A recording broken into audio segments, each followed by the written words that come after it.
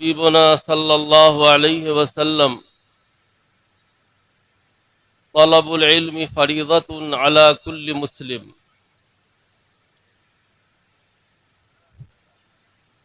सदक़ हबीबना सल्लल्लाहु अलैहि वसल्लम।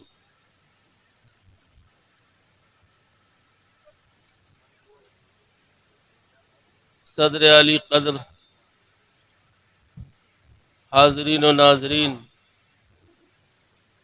स्टेज पर जलवा फरोज जवान नौजवान मौक़र अस्हाब इल्म व फ़ज़ल, अरबाब शेर व सुखन, पर्दा नशी माओ और बहनों, इत्तला के मुताबिक आज की इस इजलास में हमारे हिंदू भाई भी शरीक हैं।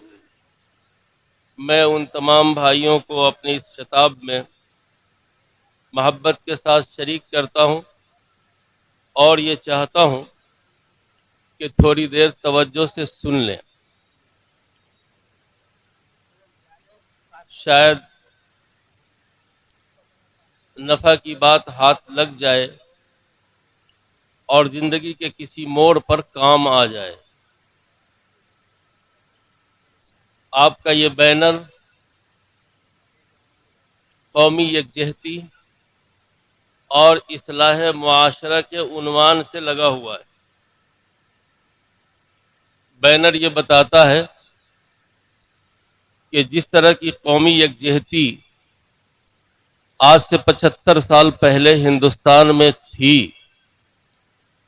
और हिंदू मुस्लिम दोनों कौमों ने पूरी यकजहती और एकता का सबूत दे करके हिंदुस्तान की गुलामी की जंजीर को तोड़ दिया था और काट कर फेंक दिया था और इस गुलाम सल्तनत को आजाद करा दिया था। मालूम यह होता है कि हिंदू और मुसलमानों की यकजहती से मुल्क आजाद हो सकता है, तो हिंदू और मुसलमानों की यकजहती के बगैर ये मुल्क आबाद भी नहीं हो सकता है। अगर इसकी आज़ादी आपकी यकजहती में पिन्हा थी तो इसकी आबादी भी आपकी मोहब्बत में और यकजहती में पिन्हा है। और कौन आदमी है जो नफरत से अपने घर को बर्बाद कर ले। घर कभी छोटा होता है, बड़ा होता है। हमारा हिंदुस्तान भी एक घर है और बड़ा है। ये अगर नफरत की हद से चढ़ गया तो इसकी आबादी मुतासिर होगी। कौमी यकजहती का ये उन्वान इस अजीम तरीन मजमा से हिंदू भाइयों से और मुस्लिम भाइयों से मोहब्बतों के साथ मुतालबा करता है कि आप एक रहेंगे तो भारत आबाद रहेगा और आप एक नहीं रहेंगे तो अपना इतना बड़ा घर आबाद नहीं रहेगा। तो जिस तरह की यकजहती हिंदुस्तान की आज़ादी से पहले इस मुल्क में हिंदू भाइयों और मुस्लिम भाइयों की थी, आज फिर ज़रूरत महसूस हो रही है कि हमारे हिंदू भाई, मुस्लिम भाई सब कौमी बुनियाद पर, मुल्की बुनियाद पर, इंसानी बुनियाद पर और जमहूरियत की जो एक किताब है जिसको भारत का आईन कहा जाता है, भारत का दस्तूर कहा जाता है, उस किताब पर एतमाद करके, यकीन करके मोहब्बतों के साथ जीने का फैसला करें। अगर मोहब्बतों के साथ जीने का फैसला करेंगे तो हमारा ये घर आबाद रहेगा। कौमी यकजहती के इस उन्वान का ये मुतालबा है और उसकी कई बुनियादें हैं, लेकिन इस वक्त मैंने उसको अपने मौजू का हिस्सा नहीं बनाया है, इसलिए छोटा सा इक़्तिबास आपकी खिदमत में अर्ज कर दिया है।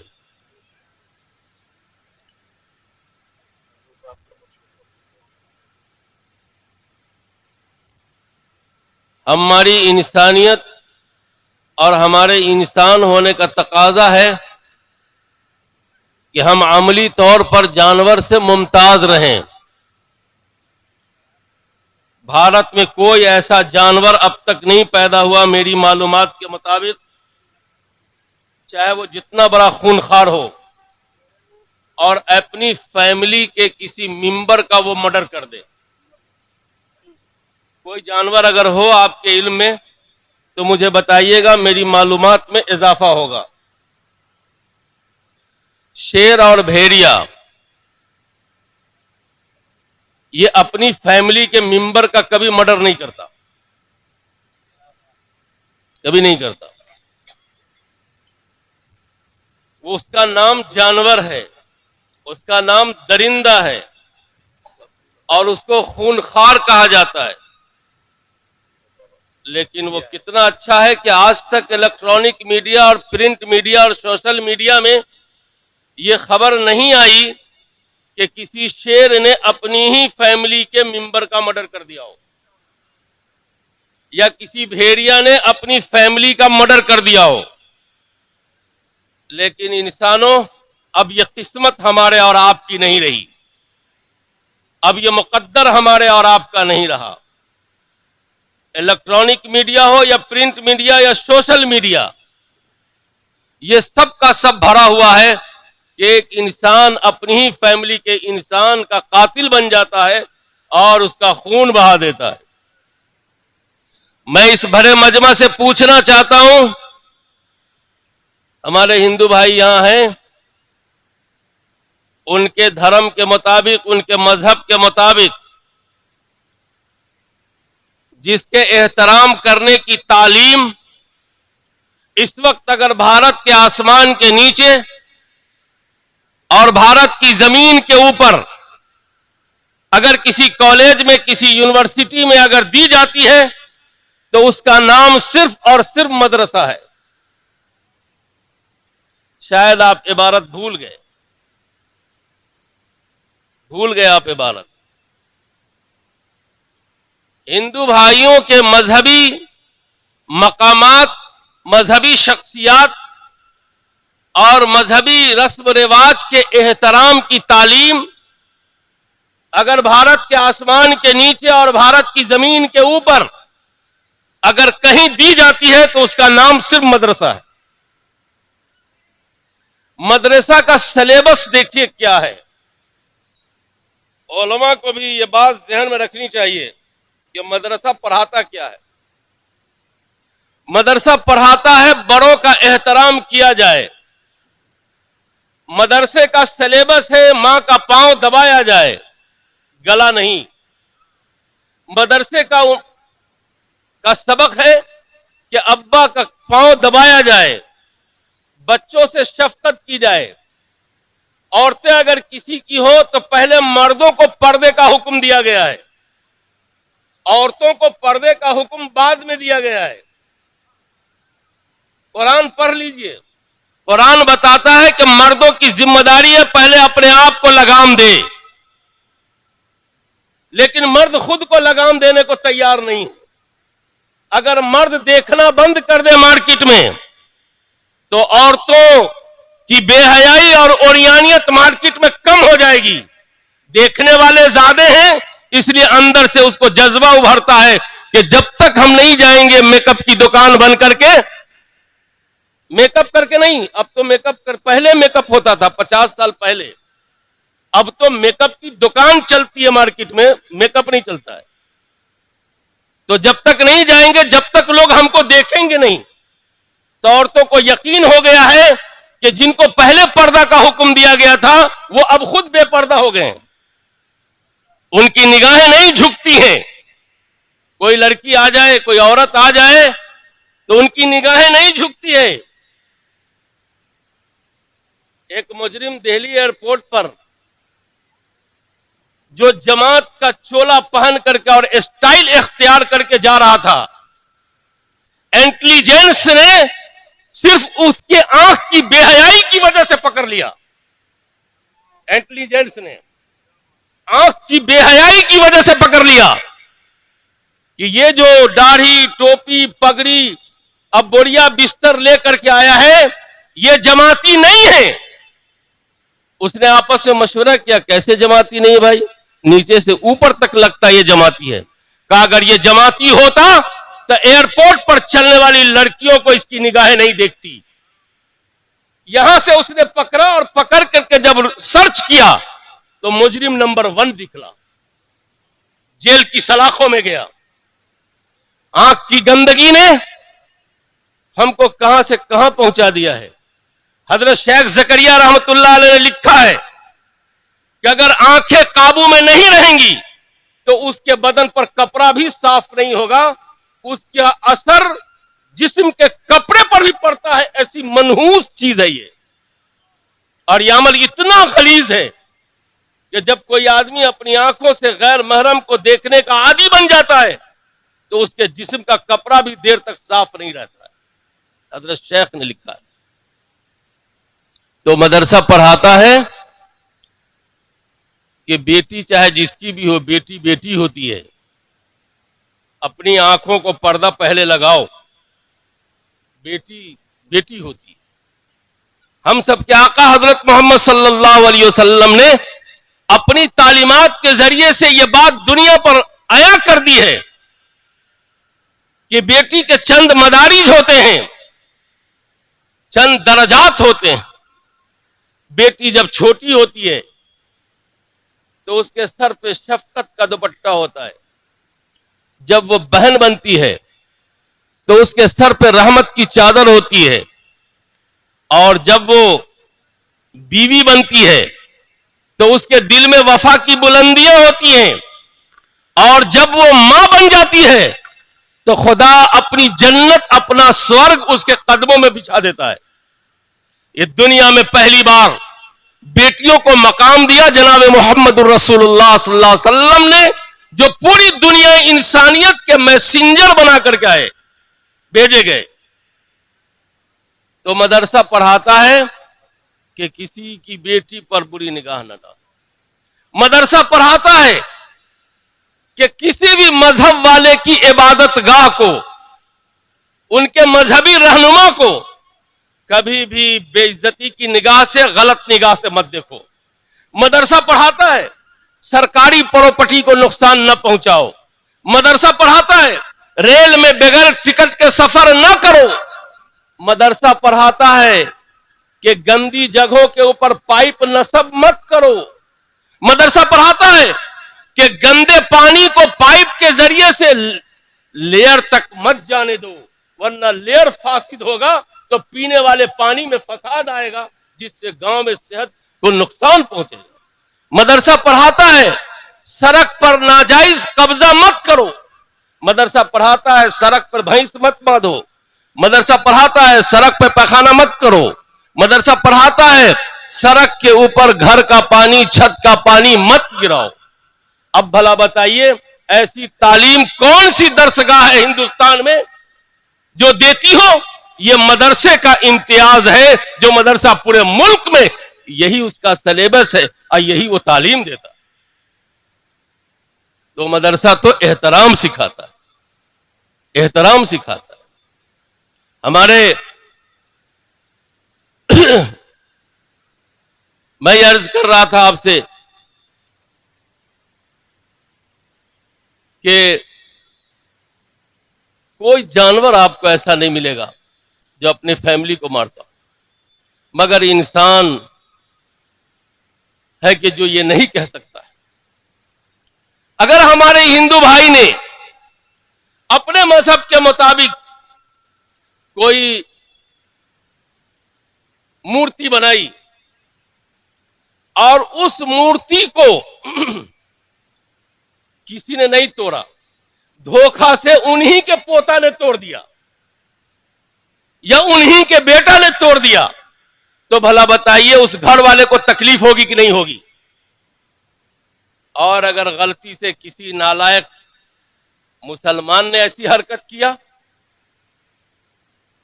तो फसाद से कोई रोक देगा? ऐसा क्यों होगा? इसलिए होगा कि मूर्ति को तोड़ दिया है। मेरे भाई, उस मूर्ति को हम और आपने बनाया है, और अपने घर का बच्चा भी अगर तोड़ देगा तो तकलीफ होगी। ये जो इंसानों का ठाठे मारता हुआ समंदर है, ये भी किसी की बनाई हुई मूर्ति है। और यह ऐसी मूर्ति है जिसकी अजमत, जिसकी कीमत का अंदाजा लगाना दुनिया के लिए मुमकिन नहीं है। यह ऐसी प्यारी मूर्ति है।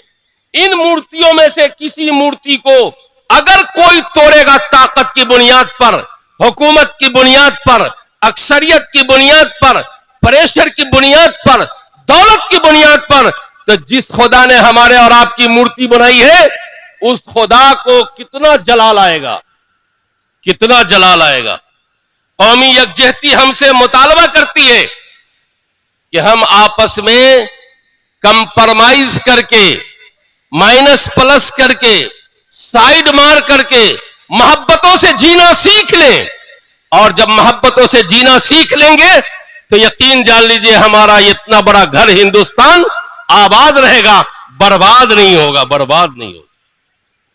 और मुसलमान तो इस मुल्क का वफादार है, ऐसा वफादार है कि उसका तस्वुर करना मुश्किल है। जो मुसलमान अपने भाई को घर बनाते वक्त खिड़की नहीं खोलने देता है, वो मुसलमान भारत का एक बित्ता जमीन पड़ोसी मुल्क को दे देगा, कट जाएगा मगर नहीं दे सकता, कट जाएगा मगर नहीं दे सकता। मुसलमानों को पहचान लो, ये वो मुसलमान है जो अपने भाई को घर बनाते वक्त खिड़की नहीं खोलने देता है। ये मुसलमान पड़ोसी मुल्क को अपने भारत की जमीन दे देगा, कट जाएगा, लाशों का पुल बना देगा, जमीन भारत की जमीन में रहना पसंद करेगा, गड़ जाना पसंद करेगा, एक बालिश किसी दुश्मन को देना पसंद नहीं करेगा, नहीं पसंद करेगा। ऐसे ये लोग हैं। इसलिए मेरे भाइयों, कौमी यकजहती का मुतालबा है कि जिस तरह हम आजादी के वक्त एक थे, आज भी एक बन करके रहें। मुझे ये जानकर बहुत खुशी हुई, यहां के उलमा ने बताया कि यहां हिंदू भाई की बहुत बड़ी तादाद है, लेकिन ये सब लोग आपस में मोहब्बत से रहते हैं। मुसलमानों के मसाइल को ये लोग अपने हाथ में लेते हैं, मस्जिद के मसाइल को ये लोग अपने हाथ में लेते हैं, मदरसे के मामलात को ये लोग अपने हाथ में लेते हैं और कहते हैं मौलाना हम जिंदा हैं, काम होगा, काम होगा। मेरे भाई, पता ये चलता है कि हिंदू मुसलमान की का जो नेचर है वो मोहब्बत का है, बगावत कहीं से डाली जा रही है, वरना नेचर मोहब्बत का है, नेचर मोहब्बत का है, नेचर मोहब्बत का। यहां के उलमा ने हमको बताया, हम यहां से वाकिफ नहीं है, मैं यहां का रहने वाला नहीं। मुझे बेइंतहा खुशी हुई इस बात को सुन करके, और मैंने इन उलमा से बताया कि ये सब आदम की औलाद हैं और कुरान सबके लिए है, पैगंबर सबके लिए है। इसलिए आप हजरात इनका भी पूरा ख्याल रखें। मजहब इस्लाम की तालीम है, खूब वाज़ेह तौर पर सुन लीजिए। मजहब इस्लाम की तालीम है कि अगर ऐशा की नमाज 2 रकत हो गई, कादा में सारे मुसल्लियान बैठे हुए हैं और अचानक खबर लगी कि सीताराम के घर में आग लग गई है। मजहब इस्लाम मस्जिद की चौखट पर आता है और वो नमाजियों को गुदगुदी लगाता है, नमाज छोड़ो, जमात तोड़ो, पहले निकलो, और मोहल्ले में जो आग लगी है ये मत देखो वो किसका घर है, वो इंसान का घर है। नमाज बाद में पढ़ी जाएगी, पहले घर बचाया जाएगा, पहले घर बचाया जाएगा।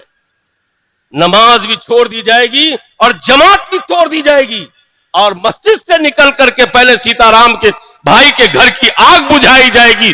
यह है मजहब इस्लाम, यह है मजहब इस्लाम। वो ये नहीं देखेगा घर किसका है, और लगेगी आग तो बुझाने के लिए जमजम का पानी तलाश नहीं किया जाएगा और हाजी जी के हाथ को नहीं ढूंढा जाएगा कि लेटेस्ट हाजी है, बड़ा मुकद्दस हाथ है। जैसा भी गंदा संदा नापाक पानी मिलेगा और नापाक हाथ भी होगा, उससे बहस नहीं है, बस आग बुझा देने से।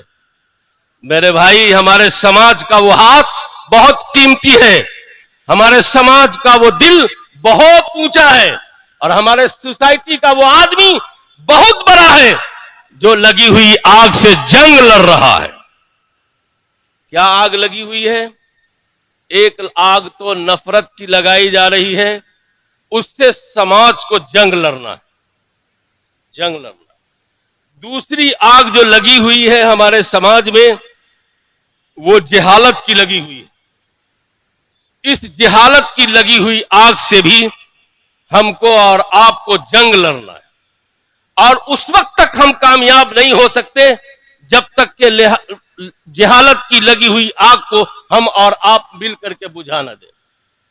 आपका इस्लाह मुआशरा का बैनर मुतालबा करता है उलमा से, सुलहा से, अबरार और नेकोकार से, दाइयान इस्लाम से कि आप मुझे ये बताएं कि जब दुनिया गंदी थी और दुनिया का नाम दौरे जिहालत और अहदे जिहालत पड़ा हुआ था, और खुसूसन अरबों की हालत जिहालत से दो चार थी, तो उस वक्त का जो तारीक माशरा था, गंदा माशरा था, उसकी इस्लाह कहां से हुई और वहां की जुल्मत कहां से खत्म हुई, वहां चांदना कैसे आया, वहां नूरानियत कैसे आई, वहां रोशनी कैसे पैदा हुई, और वहां का माशरा जो बिगड़ा हुआ था वो कैसे सुधरा। उसके लिए अल्लाह ताला ने और नबी रहमत सल्लल्लाहु अलैहि वसल्लम ने सबसे पहले कौन सी हिकमत अमली अख्तियार की? तो अल्लाह ताला ने उस दौर के माशरे के फसाद और बिगाड़ को दूर करने के लिए सबसे पहले कुरान करीम में आयत एजुकेशन नाजिल किया, आयत एजुकेशन नाजिल किया। इक़रा बिस्म रब्बिक, यह आयत मोहम्मद रसूलुल्लाह पर पहले नाजिल हुई, पहले नाजिल हुई।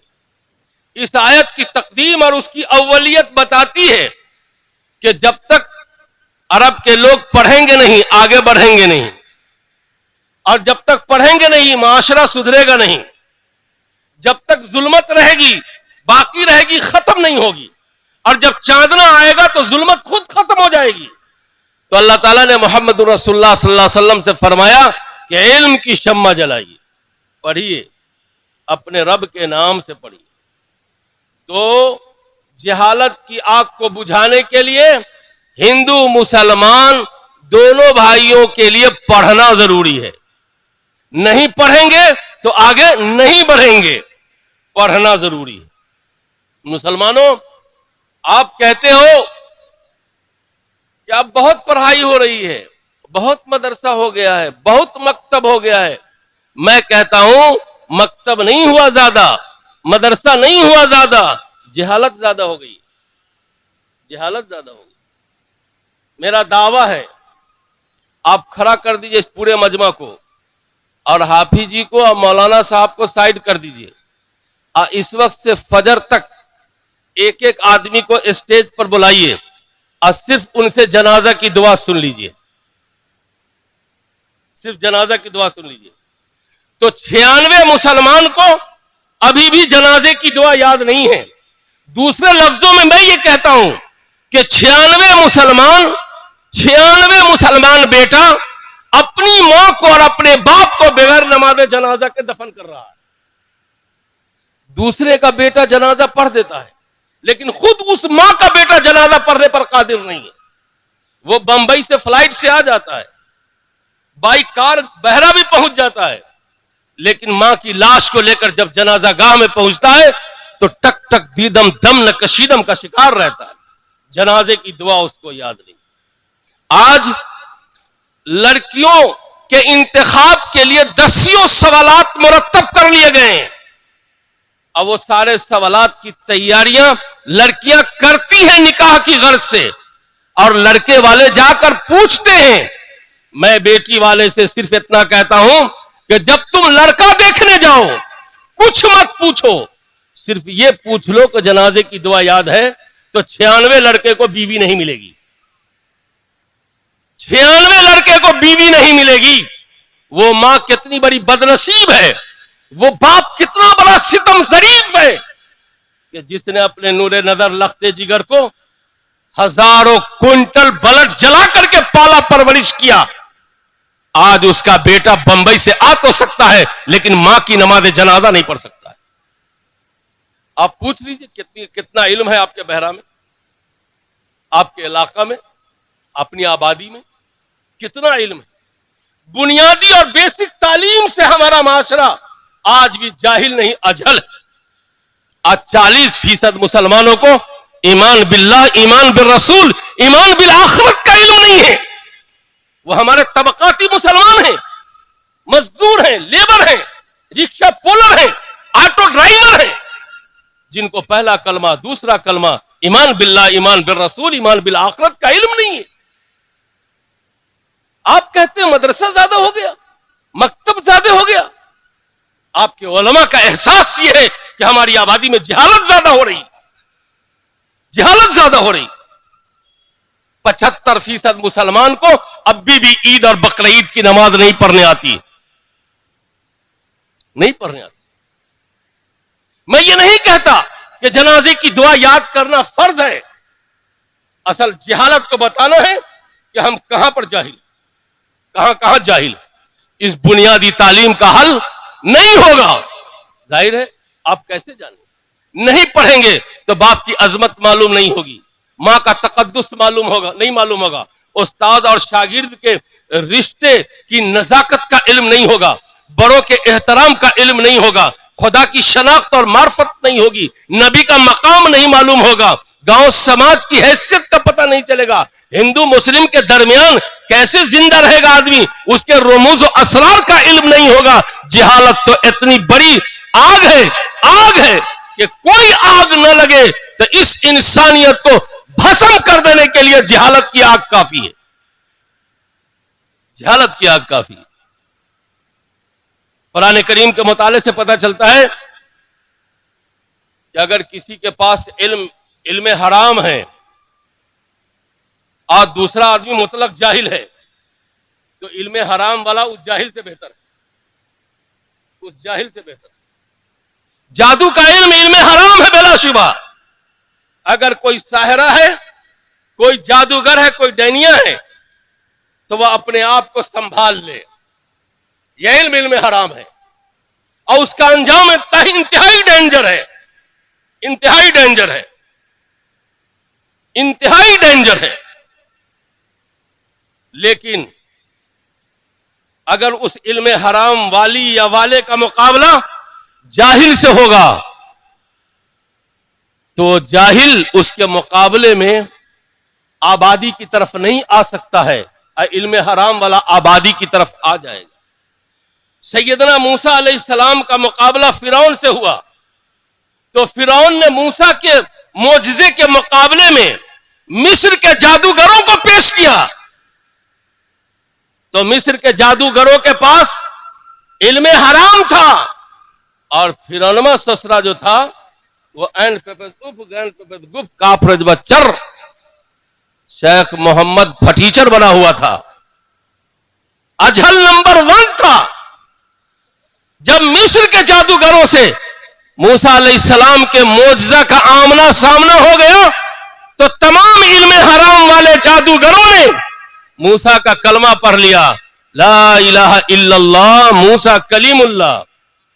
फिरौनवा जो था, फिरौनवा जो ससरा था, ये चोट्टा हिटलरगिरी में कहता है कि अच्छा तुम उधर चले गए हो, हम तुमको बताते हैं। ये बोल उसकी जहालत के थे, उसके पास वो इल्म हराम भी नहीं था।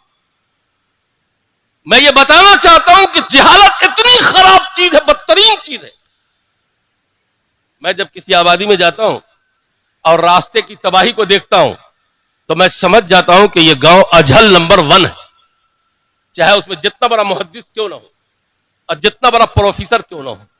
यकीनन उस गांव में पढ़े लिखे लोग होंगे, लेकिन उसकी तबीयत की प्लेट पर जहालत की मोहर लगी हुई है, उसके ज़हन और दिमाग पर जहालत की मोहर लगी हुई है। इसलिए कि हुक्मा ने लिखा है कि बच्चा जो पैदा होता है वो जाहिल मुतलक होता है, इल्ला माशाअल्लाह। कुछ ऐसी भी पैदाइश है जो लिखना जाने ना जाने लेकिन पढ़ना जानते, कुछ ऐसे भी, इसलिए मैंने इल्ला माशाअल्लाह कर दिया। वरना अक्सर बच्चा जो पैदा होता है वो मुतलक जाहिल होता है और उसकी असली जहालत का पता उस वक्त चलता है जब दादा एक पैकेट बिस्किट लेकर आएंगे और दोनों पोता सामने आ जाएगा और दादा दो हिस्से में तकसीम करेंगे और चाहेंगे कि आधा एक पोता को दे दें और आधा दूसरे पोता को दे देंगे, तो दोनों पोता उलट जाएगा। इसलिए क्यों उल्टेगा? नहीं दादा, हम 50-50 नहीं लेंगे, हमको पूरी पैकेट चाहिए। हालांकि वो उलट रहा है अपने भाई के मुकाबले में। दोनों अपना भाई है, दोनों एक दादा का पोता है, एक माँ बाप की औलाद है, लेकिन दोनों चाहता है मुकम्मल हमले दूसरे को ना दें। ये उसके अंदर की जिहालत का नतीजा है। ये जो हसद पैदा हुई उसके दिल में, जिहालत की पैदावार है। रास्ते की खराबी, उसकी तबाही है, उस पर तजावुज, ये भी हसद की पैदावार है। इसलिए गांव में दाखिल होते वक्त ही मैं समझ जाता हूं कि ये गांव पढ़ा लिखा है या अजहल है। इसलिए कि रास्ता अगर खराब है तो समझ जाइए कि ये गांव पढ़ लिख के जाहिल है और उसकी तबीयत पर जिहालत की मोहर लगी हुई, जिहालत की मोहर लगी हुई। मेरे भाइयों, मेरे बुजुर्गों, दोस्तों, एक हदीस में नबी रहमत सल्लल्लाहु अलैहि वसल्लम ने इरशाद फरमाया, अल इल्म नूरुन, इल्म रोशनी। एक बड़ा घर हो और काफी दिनों से बंद हो और आपको ये इत्तला मिल जाए कि इस घर में डेंजर सांप है और डेंजर बिच्छू है और शीशे बड़े बड़े हैं, नुकीले, और कांटियां भी हैं और ब्लेड के भी बहुत सारे परखचे पड़े हुए हैं और बिल्कुल घटाटोप घर है, अंधेरा, तो आप उस गंदगी पर काबू पाने के लिए सबसे पहला फैसला क्या करेंगे? अब बताओ भाई, बताओ, सबसे पहला काम क्या करेंगे? क्यों करेंगे रोशनी का इंतजाम? क्या वजह है उसकी? नहीं, बहुत अच्छी बात है। रोशनी का इंतजाम सबसे पहले इसलिए करेंगे कि उसमें जितने अजदहे और जितनी डेंजर चीजें हैं, हम उसके टेम्परेचर का अंदाजा रोशनी के बगैर नहीं लगा सकते। और जब उसके टेम्परेचर का अंदाजा रोशनी से लग जाएगा तो हम उसके दिफा का इंतजाम भी वैसा ही करेंगे। अगर बड़ा सांप होगा तो हेवी इंतजाम करेंगे, अगर ब्लेड वाकई बिल्कुल नया होगा तो वैसे ही बचने की कोशिश करेंगे। बिच्छू अगर उड़ने वाला है या सिर्फ बिच्छू जमीन पर चलने वाला है तो हम उसी लिहाज से सेफ्टी का इंतजाम करेंगे और उन तमाम डेंजर अशिया से बचने की फिक्र करेंगे। और ये फिक्र कहां से हासिल होगी? रोशनी से हासिल होगी।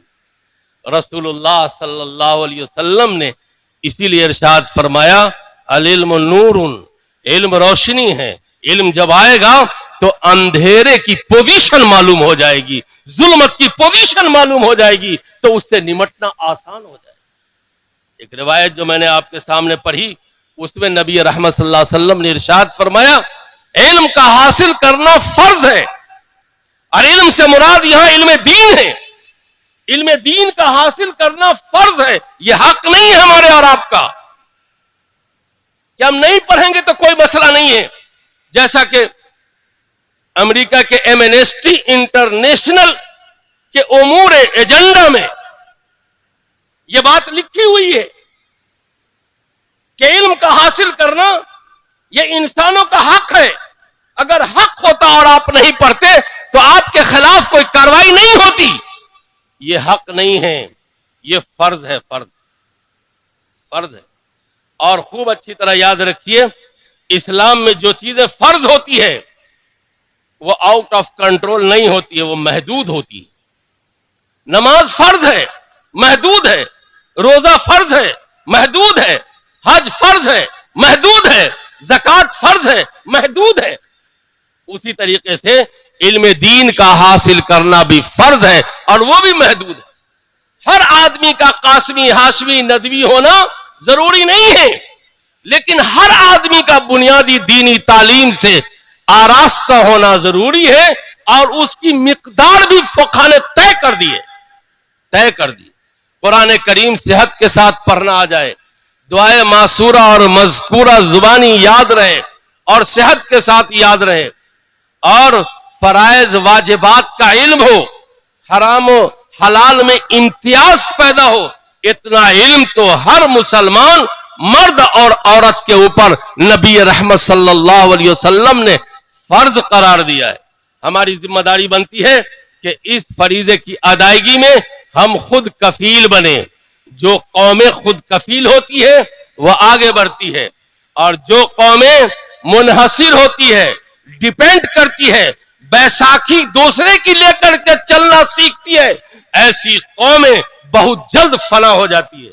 मुझे याद आता है कि जर्मन ने एक मौका पर यहूदियों की तालीम के तमाम मुराद छीन लिए थे। जर्मन ने यहूदियों की तालीम की तमाम मुराद छीन लिया था, लेकिन वो यहूदी कौम जो लाखों की तादाद में खत्म की गई, वो जहनी तौर पर शिकस्त नहीं माना और दूसरे हुकूमत की बैसाखी के मुंतजिर नहीं रही। इल्म के मैदान में हुकूमत की बैसाखी का सहारा नहीं लिया और किसी दूसरी कौम की बैसाखी नहीं लिया। वो अपने बलबूते इल्म के राह को तय करते रहे। तो वही यहूदी एक दिन ऐसा उभर करके आए कि आज फलस्तीन के लिए जीना मुश्किल कर दिया। मुसलमानों, याद रखो, इल्म के बाब में खुद कफील बनना सीखो, इसलिए कि ये जिस तरह नमाज फर्ज है, रोजा फर्ज है, हज फर्ज है, इन तमाम फरीजों की अदायगी के लिए पहले इस्लाम में तालीम फर्ज है। एक इल्म के फरीजे की अदायगी न करने की वजह से एक मुसलमान सैकड़ों फराइज की अदा करने से महरूम हो जाता है। मुमकिन नहीं है कि वो दूसरे फराइज को अदा कर ले। इसलिए इल्म जरूरी है। जब इल्म आएगा तो पता चलेगा मेहनत की कमाई किसको कहते हैं और सूद की कमाई किसको कहते हैं।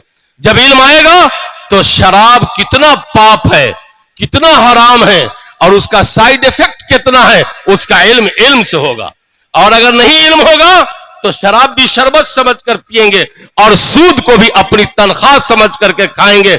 नतीजा होगा कि मरने से पहले अखलाक का, किरदार का, वफादारी का, मोहब्बत का, हुस्न अमल का जनाजा निकल जाएगा, यहां तक कि अपना भी जनाजा निकल जाएगा। मैं उम्मीद करता हूं कि ये सामीन, ये हाजरीन, ये नाजरीन, ये पर्दा नशी माओ और बहनें, ये जितनी बातों को सुना है और पेश रो उलमा के पैगामों को सुना है, उसको अपनी अमली जिंदगी में जगह देने की हर मुमकिन कोशिश करेंगे। अल्लाह जज़ाए खैर दे हाफिज महमूद अली को, और अल्लाह जज़ा खैर दे हजरत मौलाना उबैदुल्लाह कासमी को, उस्ताद अल जामिअतुल अरबिया अशरफुल उलूम को, और यहाँ के दोस्तों को, यहाँ के मुहिब्बीन को, जिन्होंने अपना बेशकीमत वक्त मुझे अनायत फरमाया और मैंने गैर मुरत्तब तौर पर चंद बातें आपकी खिदमत में अर्ज करने की कोशिश की।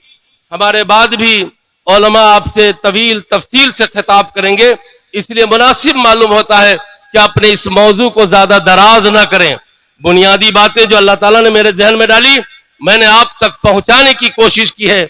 उसका खुलासा यह है कि कौमी यकजहती का उन्वान हिंदू मुसलमान सबसे मुतालबा करता है कि मोहब्बत से जिएंगे तो हमारा यह मुल्क आजाद रहेगा। हमारी यकजहती से मुल्क आजाद हुआ है, हमारी यकजहती से यह मुल्क आबाद रहेगा।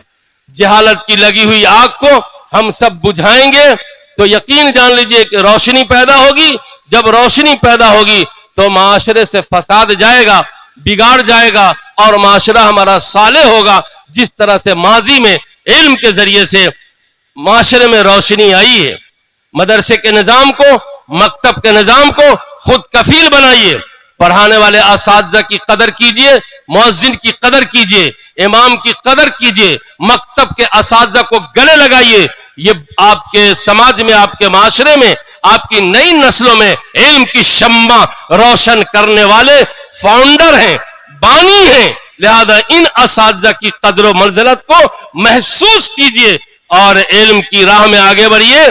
जब इल्म आएगा जुल्मत जाएगी, चांदना बढ़ेगा, नूरानियत बढ़ेगी, गांव जगमगाएगा, घर जगमगाएगा, रोशनी होगी और इल्म के मुनाफे से हर किसी को फायदा होगा। अल्लाह इन बातों को अपनी शान करीमी से बेहद कबूल फरमाए। रब्बना तकब्बल मिन्ना इन्नका अंतस समीउल अलीम बिहुर्मति मुहम्मदिन अबू बकरिन व उमर व उस्मान व अलीन व अस्हाबि अजमईन व बिरहमतिका या अरहमर राहिमीन व आखिरु दावाना अनिल हम्दुलिल्लाहि रब्बिल आलमीन।